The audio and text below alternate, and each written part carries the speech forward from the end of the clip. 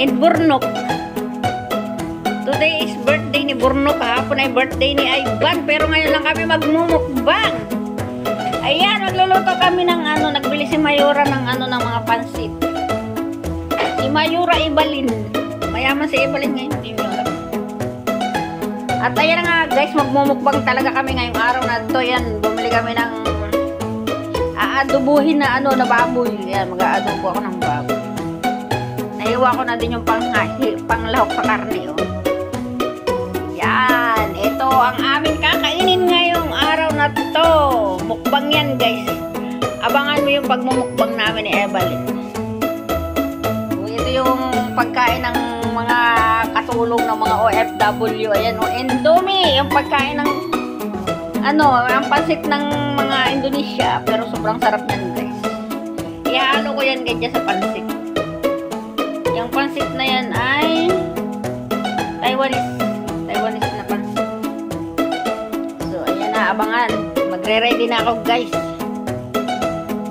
At ayan guys, umpisa na natin ang pag-aadobo ng aking liempo nga pala guys yung aking aadobohin yun. Nagkatuhan ko na guys, hindi ko na yung gisa kasi ganyan ako pag-aadobo ng sarili, wala nang gisa-gisa niya. Star anise, tapos yung laurel, bawang, saka luya. Luya, yung mga hindi na luya, ay ako napasanayan ko na magluya sa adobo. Tapos alam niyo, isa-busa kami ng sibuyas, kaya yan yung daon ng sibuyas na nilalagay sa pagkawan ng daon. Yan, may tuyo natin yan guys. Tuyo, asukal, mix ko na yan. Nakita ko lang sa inyo guys kung ano nilagay sa aking adobo. Yan yung pinakamasarap din sa pag-aadobo, lalagyan mo ng asukal para masarap. Kasi tamis-tamis yan gagawin ko dyan. At lalagyan ko kayo ng sili mamaya para yung adobo ko ay tamis ang instead paminta, sililagay sa ilalagay ko dyan. Promise, masarap yun. So, ayan guys, umpisa ko na pagluluto. Ayan, what's this? Ang aming pagkain ay Evelyn ngayong araw na ito. At ayan na guys, yung aking adobong baboy. Ay, sarap naman talaga. Alam nyo guys, ang adobo na yan ay ano, yung matamis-tamis. Kaya, anong matawag doon sa matamis na adobo? Yung, ano, humba. Ayan, ang timpla nga pala niyan guys ay humba. Kung baka nagtataka kayo kung bakit matamis-tamis, kasi nga humba ang timpla niyan. So ayan, sinadya ko talaga guys na matamis talaga yan kasi paborito ko yung humba. Ngayon wala kaming ulo ng baboy o kaya pata, kaya ang ginawa ko na lang na ano, na humba ay ano, liempo. Ayan, masarap pala guys. Tingnan nyo guys, malapit na siya maluto kasi niluto ko yan sa mahinang apoy. So, ayan. Talaga naman, maglalangis-langis na siya sa sarap. Ayan. Pero kakatihin ko yan kasi mas gusto ni Evelyn yung kating-kating. Ayan. Sabi ko nga pala, gusto ko maanghang. Tamis anghang na humba. Kaya nilagyan ko yan ng sili. Ayan. Nakalimutan ko guys. Late ko na, ano, naalala na kailangan. Gusto ko pala yan.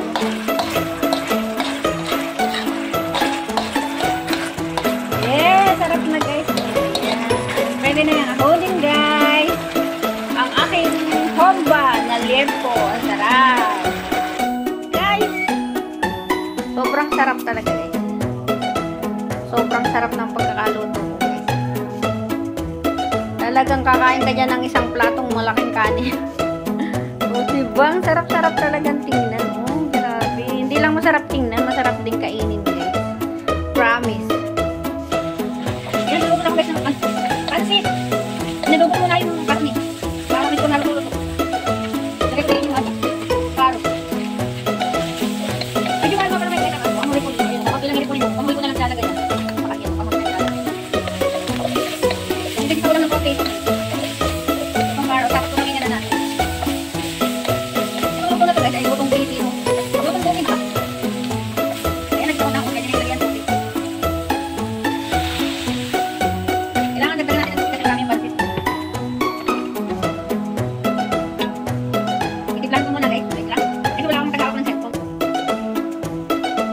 Guys, kumukulo na yung tubig ng pansit. Ingatan ko yung cellphone ko, baka lumubog doon sa kumukulong sahog ng pansit. At dahil kay birthday guys, itong handa na to, hindi natin kailangan putulin ang bihon. Sabi daw na matatanda yun. Bawal daw putulin yung bihon para mahaba ang buhay. Naniniwala ba kayo dun guys? Parang ang dami yatang sabaw. Pero hindi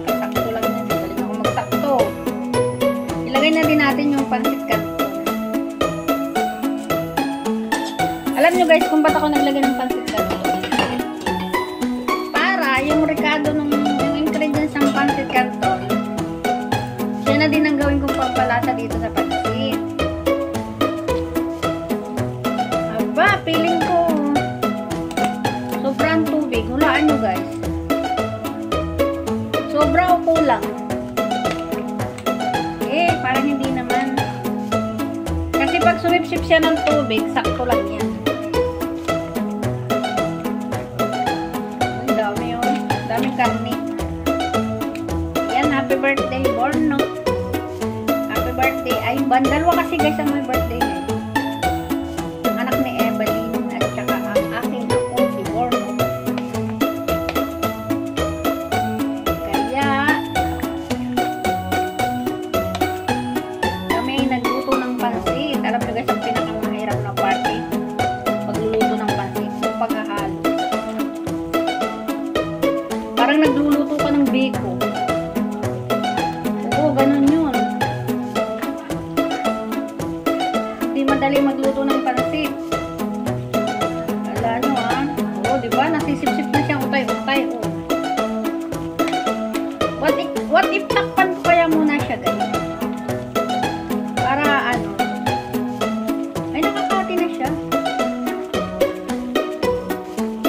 Mamaya ako ilalahok na panghuli itong ano. Kasi kukunti kasi yung repolyo, kaya panghuli ko na lang ilalagay yan.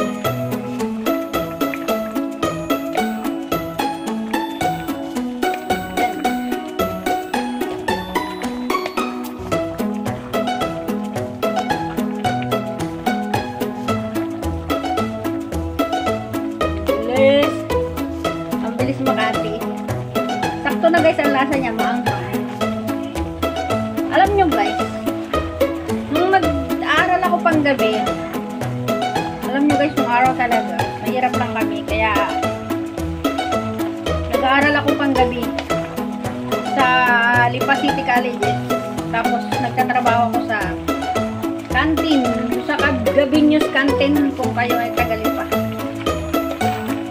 Kaya marami akong alam na luto kasi nagtatrabaho ako doon. Kaya magaling akong gumawa ng lomi Batangas, at magaling din ako guys magawa ng mga sauce, especially sauce ng siopaw, kasi marami kami tindang siopaw nung araw. Ay ako ang tagagawa ng sauce. Siyempre hindi ko naman malalaman yung kung hindi nila ako tuturuan. So ayun naman. Kaya iba talaga pag ano, may mga knowledge ka sa trabaho mo, pinagtrabahuhan ng araw. Mas magagamit mo talaga yung pagdating ng panahon. Diba? Ay, akala ko kulang yung tubig. Ayun, sakto lang pala. Sakto lang pala yung tubig talaga, guys. Oo, tingnan mo. Ay, pagod na akong mahahalo. Akala niya, hindi ha. Really, pagod na ako. So, ilagay na natin, guys, ito. Pagod na talaga ako.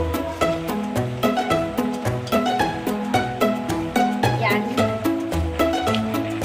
Hindi ko mahalo siya ng isang kamay lang guys. Kaya papatayin ko na lang muna. Kasi ang hirap haluin. Ay grabe guys. Napagod ko talaga. Kung alam nyo lang. Hala, ang pagod ko. Pero natuwa na siya guys. So, ayan.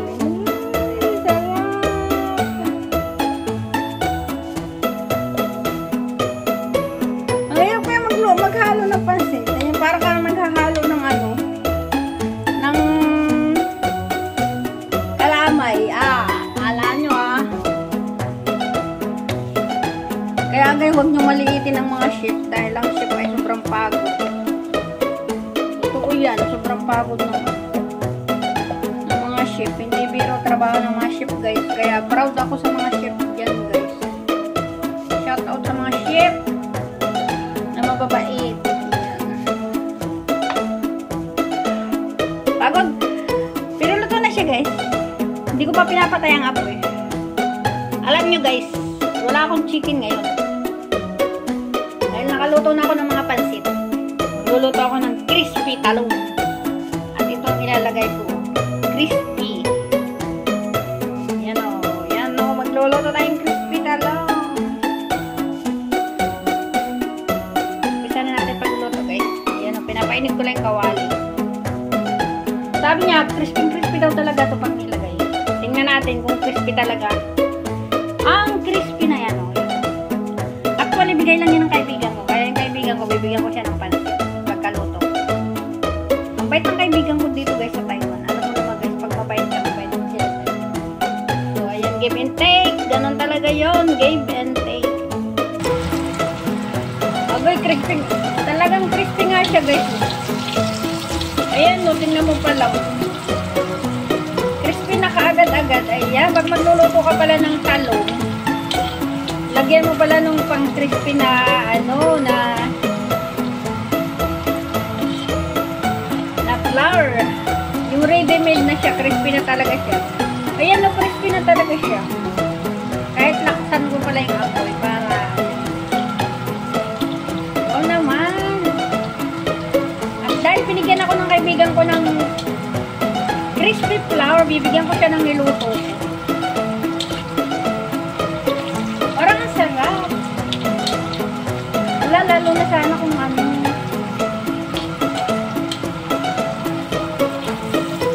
Promise, bibigyan ko yung kaibigan ko. Eh, takot talaga ako kasi alam mo yung aking cellphone baka malaglag dito sa kawali. Kaya nakakatakot talaga. Crispy na crispy talaga siya guys. Wow naman.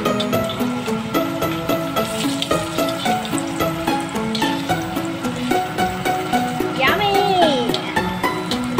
Ang crispy talong ko. Sobrang sarap. Ingatan mo lang masunog at ayaw ko nang kumain ng sunog. Alang sunog ay nakaka-cancer. So, ahunin ko na guys. Patayin ko muna. Hindi na ako bas ng crispy talong. Ayan, makaluto na ako ng bas ng crispy talong mo guys. Ayan, sarap. After nyo guys, yung crispy talong, kaya na siya, kailangan na siya guys. Hindi mo na siya kitin ng crispy. Kasi yung ano yung talong. Siyempre, hiluto mo lang sa itlog yung talong.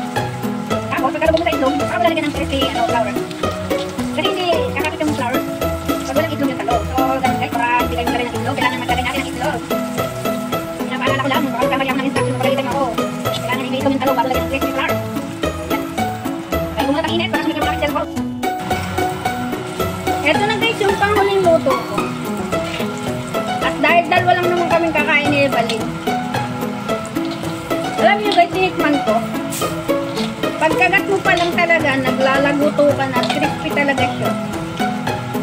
Ayan no. Crispy talong, ayan. Crispy eggplant. So, yun naman. Grabe, hindi ko alam ganun para kasarap yung crispy na yun.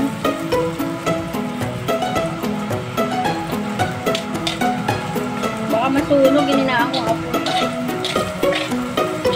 Ayan, crispy na siya guys. Pwede nang ahunin. Ayan, thank you for watching sa aking crispy na talong. Ayan.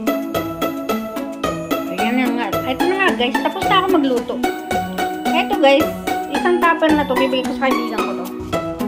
Ito ulam namin na to. Tapos white rice kami ngayon. Kasi mag-white rice ako, masarap kasi white rice. Tapos ito yung sa amin. Dami.